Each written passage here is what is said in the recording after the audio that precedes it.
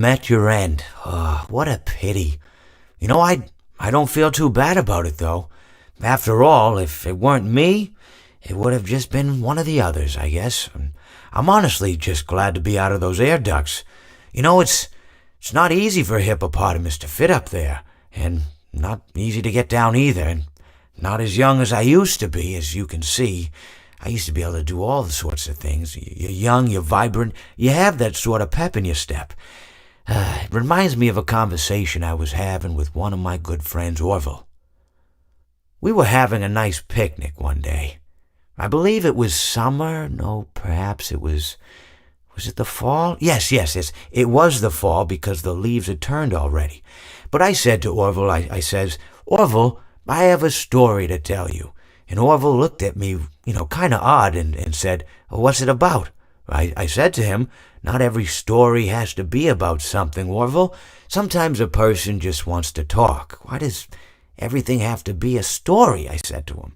He just looked at me and he said, well, you said you had a story, and he was quite right. I did, in fact. I told him I had a story.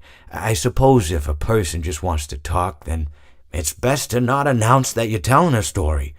Telling a story does come with its own pressures and expectations, I suppose. After all, if you're just talking to a friend, and there's no more expectations than if you were talking into the wind. Words by themselves aren't expected to carry, aren't expected to stick. But if you announce you're telling a story, well then, there'd better be a point to it all, No one wants to sit and listen to someone ramble on and on and on with absolutely no end in sight. So, it's good to be mindful that when you tell someone that you're about to tell a story, that you have something to say. Telling someone that you're going to tell them a story is tantamount to asking them to stop what they're doing and pay attention. You're basically saying, hey, buddy, stop everything. Stop what you're thinking. I have a solution to everything. And, well, I didn't really have any story to tell.